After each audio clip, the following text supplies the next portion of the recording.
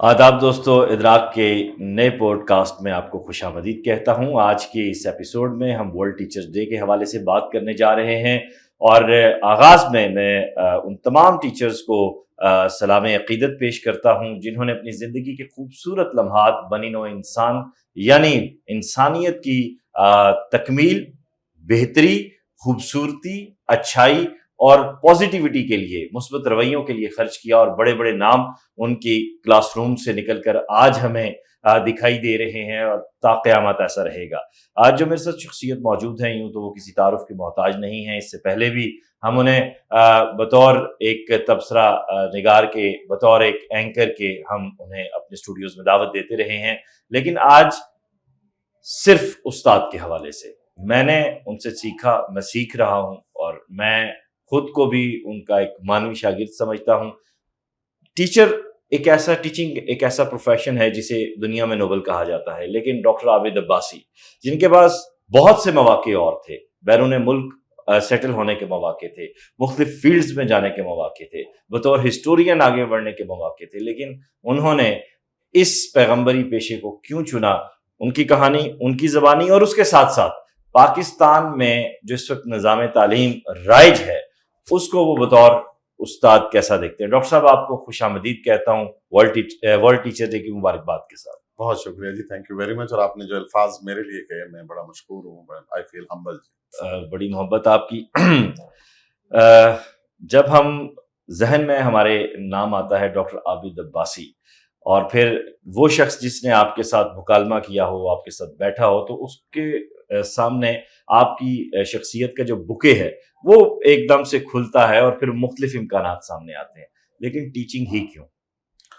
जी, ये बड़ी अच्छी बात है। अमूमन हमारे यहाँ ये समझा जाता है कि चूंकि एजुकेशन तो एक आम प्रोफेशन है, बहुत बड़ा प्रोफेशन है, बहुत बल्कि एक फील्ड ऑफ एम्प्लॉयमेंट है, तो जिन लोगों को जॉब नहीं मिलती वो टीचर बनते हैं। मेरा थोड़ा सा, मैं यूं कह लें कि एक अ, ख्वाब था, और फिर एक मुझे जवानी में एक ऐसी शख्सियत मिली कि जिनसे मिल के मैं पहले तो बड़ा हैरान हुआ, बड़ा दुखी रहा कि ये शख्स इतना बड़ा, इनको इज्जत और मकाम मिल रहा है, लेकिन ये बातें किस तरह कर रहे हैं। चूंकि हमारा ब्रॉट अप ऐसा था कि वो शायद वो बातें हमें फिलोसफिकल उस वक्त समझ नहीं आती थी। तो मैं बड़ा लकी रहा हूँ जी। एक तो ये बात है कि मैं शायद खुश नसीब कहें आप या बदनसीब कहें, मैं पाकिस्तान के चंद ही ऐसे लोगों में से होऊंगा जिन्होंने गांव के स्कूल से मैट्रिक में, टाट के स्कूल से मैट्रिक किया और फिर मैं कायदे-आज़म यूनिवर्सिटी में पीएचडी करने गया। मैं दरमियान में ना कभी कॉलेज पढ़ने गया हूँ, ना कभी यूनिवर्सिटी पढ़ने गया हूँ। मैं ज़िंदगी में पहली दफ़ा कॉलेज पढ़ाने गया और ज़िंदगी में पहली दफ़ा यूनिवर्सिटी भी पढ़ाने गया, बाद में पढ़ने गया जी। तो ये मेरा रिकॉर्ड है। मैंने मैट्रिक ज़रा से लेकर, ये बड़ी खूबसूरत बात है। मैं इसको थोड़ा अनफ़ोल्ड करना चाहूँगा, आपसे रिक्वेस्ट करूँगा ज़रा इस पे रोशनी डालिए। हाँ जी, बस वो मैंने जब मैट्रिक किया तो कुछ ही अरसे के बाद मेरे वालिदैन बीमार हो गए। मैं घर में बड़ा था, जिस तरह हमारे मशरकी बड़े बेटे की ज़िम्मेदारियाँ होती हैं, तो जो हद्दल वसा कोशिश थी वो की। और फिर मैं सड़क पे मज़दूरी करता रहा, ट्रकों पे मैं रेत लोड करता था, अनलोड करता था, और उन पैसों से घर में जाके जो कंट्रीब्यूशन होता था वो मैं करता था। फिर मेरी मदर को कैंसर हो गया, अल्लाह उनको बख्शे, वो तवील अरसा बीमार रही। मेरे फादर 14 ईयर्स बेड के ऊपर रहे। तो इस तरह से फैमिली का जो एक फैब्रिक था, जो बुनत थी, वो बिखर गई। तो मुझे छोटे-छोटे काम करने पड़े। मैं यहाँ आया तो मेरी अम्मी ने मुझे 10 रुपए दिए थे जब मैं घर से निकला था। तो उसके बाद फिर मैंने मुख्तलिफ काम किए, छोटे-छोटे काम किए। मैं जब ग्रेजुएशन की मैंने, तो ना तो मुझे, ज़ाहिर है हमारा जो सिस्टम है, जिस तरह से हमारे यहाँ तालीम पे आगे चल के हम इस पे बात करेंगे, तो मेरी एक कॉलेज में बतौर एक जूनियर टीचर के अपॉइंटमेंट हो गई। वो इंग्लिश मीडियम इदारा था। मैं कैंटीन के पीछे अंग्रेजी के उस्ताद से छुप के पढ़ता था जो मुझे पढ़ाना होता था, और फिर मैं शाम को बगैर कुछ खाए पिए, कि मेरे पास पैसे नहीं होते थे, मैं अपनी माँ के पास हॉस्पिटल में आता। खैर वो एक तवील दास्तान है।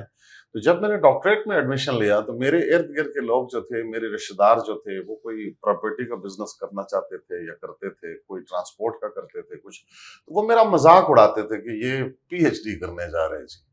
तो अल्लाह ने मेहरबानी की, मैं ज़िंदगी में बहुत खुशनसीब इंसान हूँ कि मेरे दौर के, मेरे नज़दीक दुनिया के बेहतरीन इसातिज़ा मुझे मैसर रहे, जो शायद मैं कॉलेज में होता या यूनिवर्सिटी में होता तो शायद मुझे मैसर ना होते।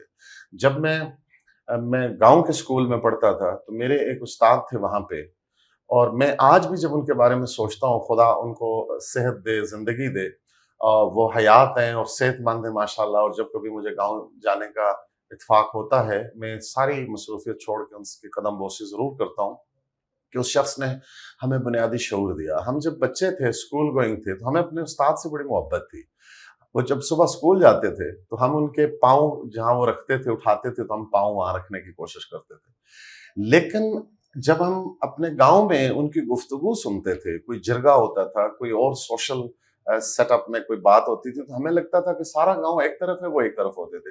تو ہمیں یہ سوال ذہن میں پیدا ہوتا تھا کہ یہ پورے گاؤں جو ہے یہ بیوقوفوں کا گاؤں ہے اور صرف ان کو پتہ ہے۔ بعد میں ہمیں پتہ چلا کہ ہاں یہ بات درست تھی، صرف انہیں کو پتہ تھا، کیونکہ وہ ایک بہت صاحب مطالعہ انسان تھے، اور سب سے بڑی بات تھی کہ وہ نظریاتی دولت سے ہم آہنگ تھے۔ ایک ایسا شخص جو جیوی ٹیچر تھا اور ایک پھل اور اپنی سبزیاں فروخت کر کے گھر کا گزارا چلاتے تھے اپنے تنخواہ کے ساتھ، لیکن انتہائی نفیس لباس پہنتے تھے، انتہائی خوش پوش انسان تھے، اور پوری زندگی انہوں نے سادگی میں گزاری۔ میرے گاؤں کے اندر ان کی جو لائبریری ہے، میرے خیال ہے کہ پرائیویٹ لوگوں میں ایک بڑی، پرسنل لائبریریوں میں ایک بڑی لائبریری ہے۔ تو مجھے یہ ایڈوانٹیج رہا کہ میں اس عظیم نظریاتی شخص سے مجھے ابتدائی تعلیم ملی۔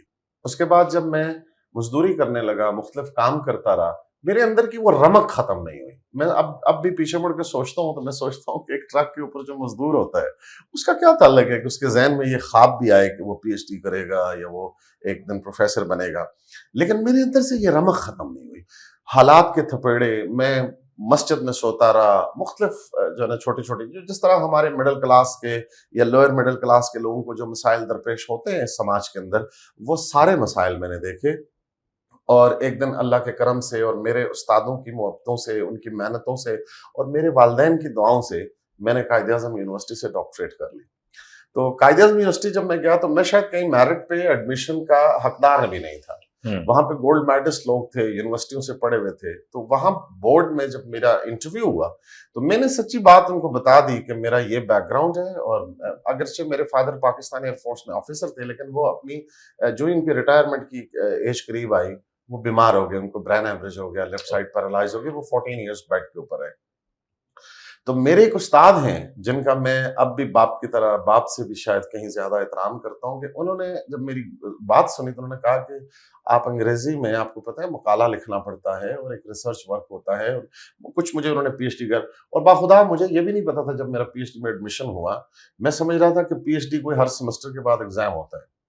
تو انہوں نے شاید ہیومینٹیرین بنیادوں کے اوپر کہ ایک شخص پڑھنا چاہتا ہے اور اس کے پاس وسائل نہیں تھے، تو چونکہ میری ایک فرسٹ ڈویژن تھی، تھرو آؤٹ میں سیکنڈ ڈویژن تھا، میں تو مزدوری کر کے پڑھا تھا، تو انہوں نے مجھے یونیورسٹی میں پی ایچ ڈی میں ایڈمیشن دلوا دیا۔ وہاں سے پھر میرا سفر کا ایک نیا آغاز ہوتا ہے، مجھے علم کے میدان میں داخل ہوا۔ میری چونکہ ایک ٹریننگ تھی، علامہ مستر عباسی میرے استاد تھے، جب میں کالج میں بطور ٹیچر کے گیا میری ان سے ملاقات ہوئی۔ میرے دور میں، میرے نزدیک وہ دنیا کا سب سے بڑا سوشل سائنس کا اسکالر تھا۔ وہ تقریباً 25 کتابوں کے مصنف تھے، انہوں نے قرآن کریم کی بنیادی ڈکشنری لکھی تھی 4 زبانوں میں، انہوں نے رسول اللہ صلی اللہ علیہ وسلم کے حالات زندگی 4 زبانوں میں لکھے تھے، وہ اسپرانتو زبان کے پاکستان میں بانی تھے، وہ بڑے بے بدل انقلابی شاعر تھے، وہ ایک بہت بڑے دانشور تھے، اور وہ اتنے فقیر منش انسان تھے کہ وہ ایک ہی تھان سے 2 جوڑے کپڑوں کے لیتے تھے، ایک ہی درزی سے سلوا کے وہ پہنتے رہتے تھے، ایک میلہ ہوتا تھا اس کو دھو لیتے تھے۔ میں نے ان کی خدمت میں ان کے ساتھ زندگی کے 7 سال گزارے، اور میں نے وہ بھی، وہ جسے ہندی میں کہتے ہیں کہ چمتکار دیکھے کہ پاکستان ایک ایسا غریب آدمی جو زمین پہ سوتا ہے، بہت زیادہ کتابوں کی لائبریری کے علاوہ ان کا اثاثہ کوئی نہیں تھا۔ وہاں پر میں نے پاکستان کے بہت بڑے بڑے لوگوں کو، پولیٹیشنز کو، آفیسرز کو، اور بڑے بڑے لوگوں کو دو زانوں آ کے بیٹھتے دیکھا، بڑے بڑے علماء کو ان سے میں نے گائیڈنس لیتے دیکھا۔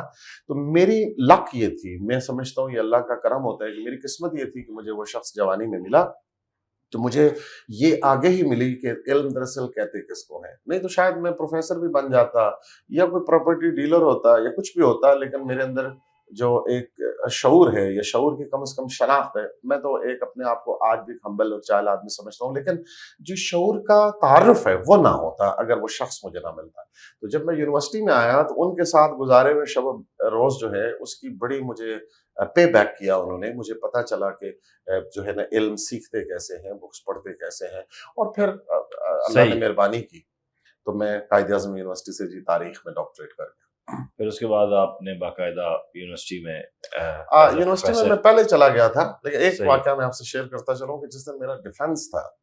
آپ کو پتہ ہے کہ پاکستان کی یونیورسٹی میں جب آپ ڈاکٹریٹ کرتے ہیں تو آپ کا جو تھیسس ہے وہ بیرون ملک جاتا ہے، اس کی ایویلویشن انٹرنیشنلی دنیا کی ٹاپ یونیورسٹیز میں ہوتی ہے. تو جب وہاں سے میں پاس ہو گیا، میری رپورٹس پازیٹیو آ گئیں، تو جب میرا ڈیفنس تھا، جو اوپن مقالے کا ڈیفنس ہوتا ہے، تو جب وہ ڈاکٹر پرویز اقبال چیمہ میرے ایکسٹرنل تھے، پاکستان کا ایک بڑا نام تھا، تو جب انہوں نے کہا کہ مسٹر عباسی کنگریچولیشن، تو میرے چہرے پہ مسکراہٹ تھی، لیکن میری تھوڑی سے جا کے میرے آنسو گر رہے تھے کہ میرا میں I was among those one of few people کہ جنہوں نے جو خواب دیکھا، جو لوگوں کو ناممکن لگتا تھا، اور وہ خواب پورا ہو گیا. تو میرے لیے وہ زندگی کا سب سے خوبصورت لمحہ تھا کہ جب میں نے ڈاکٹریٹ کیا. اور رونے کی ایک وجہ یہ بھی تھی کہ میرے پیرنٹس نہیں دیکھ سکے کہ مجھے ایک بڑی ڈگری ملی ہے اور میں غریب آدمی سے ایک پی ایچ ڈی ڈاکٹر بن گیا.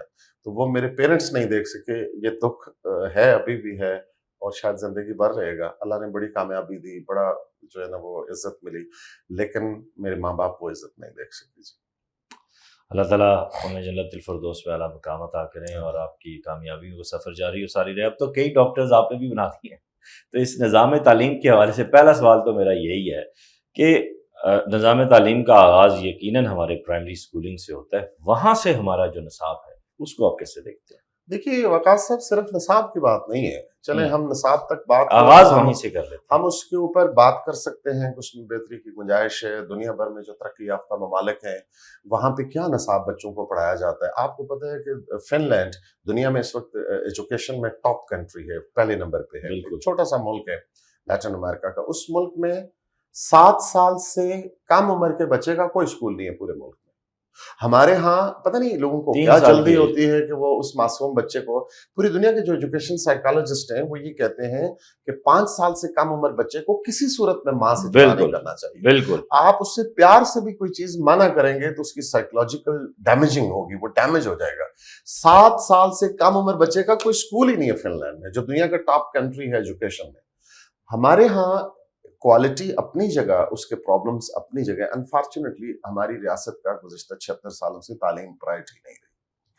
ہمارے ملک میں ابھی ریسنٹلی ڈان کی سٹوری ہے، ہمارے ایک دوست ہیں، ان کا ریسرچ کی سٹوری ہے وہ، کہ پاکستان کے اندر 2.5 کروڑ بچے جو ہیں وہ اسکول جانے کی عمر میں ہیں لیکن وہ اسکول سے باہر ہیں. آپ امیجن کیجئے کہ 25 کروڑ کی آبادی میں 5 سے 15 سال کی عمر کے ٹوٹل بچے کتنے ہوں گے جن میں سے 2.5 کروڑ باہر ہیں. یعنی huge majority, an overwhelming majority. اگر وہ اسکول سے 3 کروڑ ہوئے تو اس میں سے تو پھر 2.5 کروڑ باہر ہے.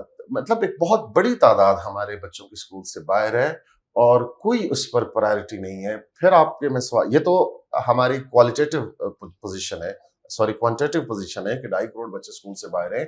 آپ نے کوالٹی کی بات کی. انفارچونیٹلی ہمارے ہاں جو بچوں کو نصاب پڑھایا جاتا ہے، جو انٹر میں از فرسٹ فلائٹ میں نے انگریزی میں پڑھی تھی وہ میرے اسٹوڈنٹ نہیں پڑھی، پتہ نہیں میرے دادا نے بھی وہی پڑھی ہوگی، میرا پوتا بھی وہی پڑھے گا. انفارچونیٹلی ہمارے ہاں ایجوکیشن کو وہ پرائرٹی نہیں ملی. ہم نے اسے بامقصد نظام تعلیم کے طور پر اڈاپٹ ہی نہیں کیا. نتیجہ یہ نکلا کہ ہمارے ہاں دن بدن ایجوکیشن جو ہے اس کا معیار گرتا گیا.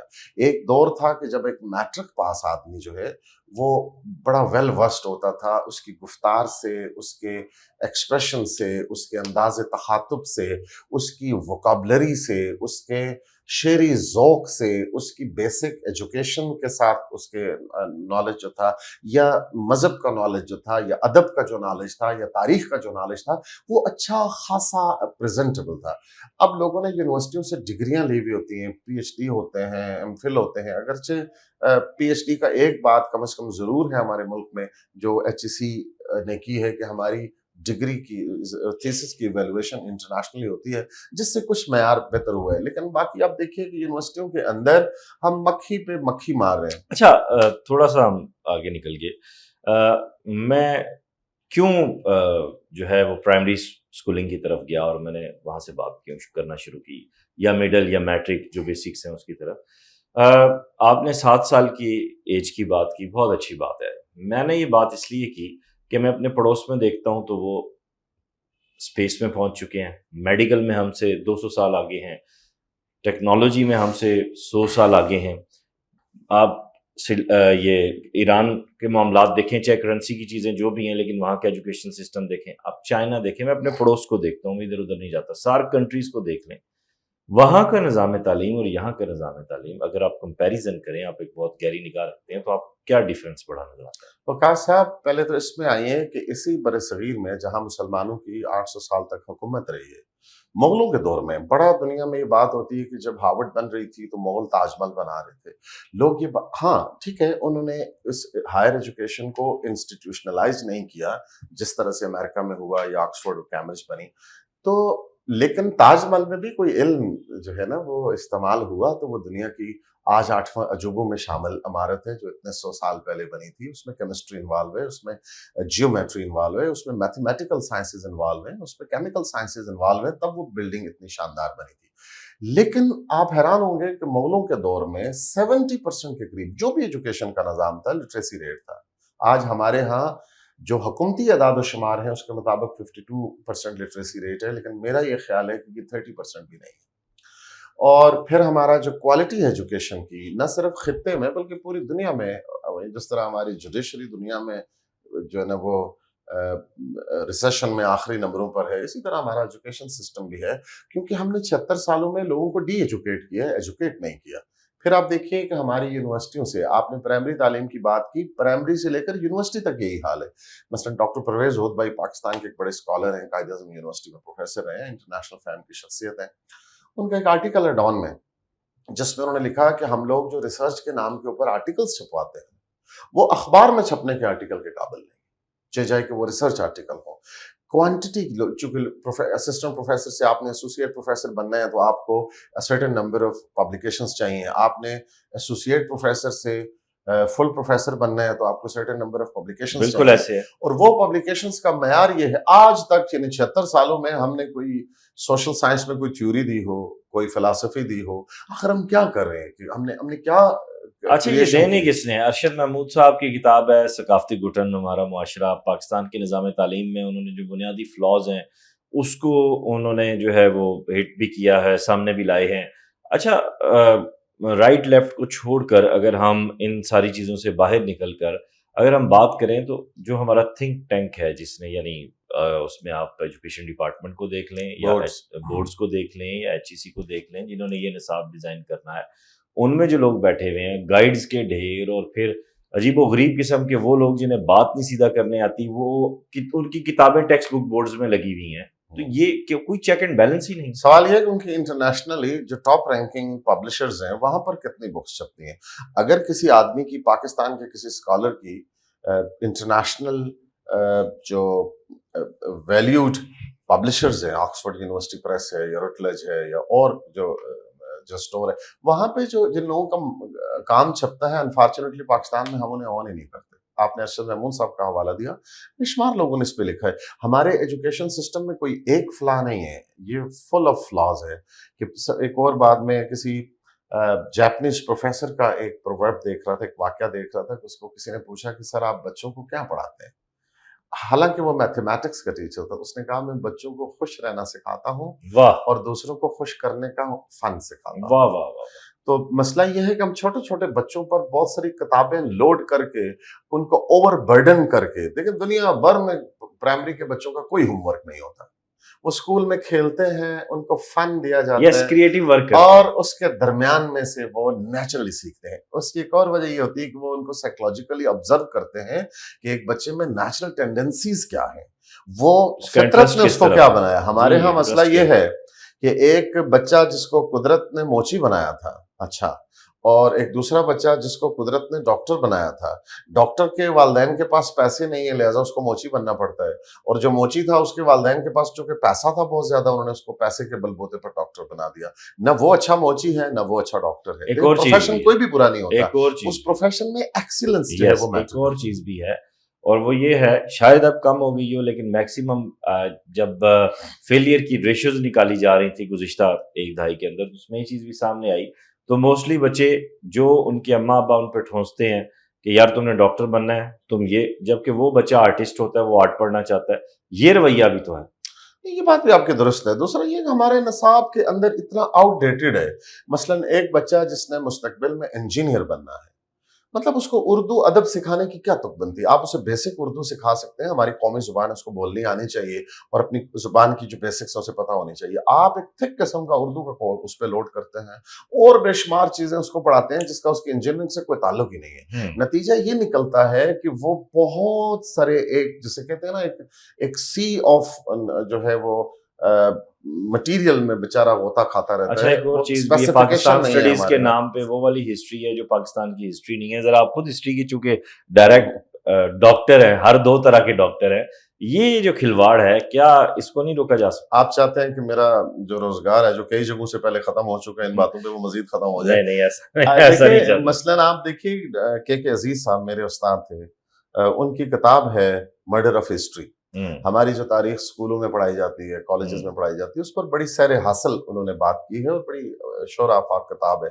अनफॉर्चुनेटली हमारे अच्छा फिर रियासत के भी ना हमारे नैरेटिव्स बदलते रहे हैं। कभी हमने मसलन फॉर इंस्टेंस हम अफगानिस्तान जहाद की बात करें तो कभी वो जहाद था रूस के खिलाफ, फिर वो दहशतगर्दी बन गई। तो रियासत टर्न लेती है तो वो हम उस हमारे एकेडमिक्स के में कंफ्यूजन का शिकार होती है, हमें पता ही नहीं कि हमने मकासद क्या हासिल करने, हमने जाना कहाँ है। फिर आप देखिए कि जनरल ज़िया-उल हक के दौर में पाकिस्तान में जो प्रोग्रेसिव एलिमेंट था, जो फॉरवर्ड लुकिंग प्रोफेसर्स थे, टीचर्स थे और राइट फ्रॉम प्राइमरी उनकी जगह उनको रिप्लेस करके उन पर सुर्खी होने का और पिपली होने का और पता नहीं क्या क्या इल्जामात लगाकर उनको रिप्लेस किया गया ऐसे लोगों से कि जो एक इंतहा पसंदाना सोच रखते थे, न सिर्फ एकेडमिक्स में बल्कि मीडिया में और मुख्तलिफ इंटेलिजेंशिया के अंदर। नतीजतन एक ख़ास किस्म की सोच डेवलप हुई हमारे इंटेलिजेंशिया के यहाँ भी, एकेडमिशियंस के यहाँ भी और मीडिया के यहाँ भी, और उस सोच ने हमारे पूरे समाज को यरगमाल बनाया हुआ है। आप बात नहीं कर सकते और बेशुमार वो लोग यूनिवर्सिटियों में भरे हुए हैं, वो आगे उसी तरह के लोग उनकी क्रिएशन करते हैं और जो रिसर्च है, जो इनोवेशन है, जो फॉरवर्ड लुकिंग एक जो है वो स्टडीज़ हैं, उनकी बजाय हम जो है ना वो उन चीज़ों में फंसे हुए हैं कि जो शायद हमारा मसला है।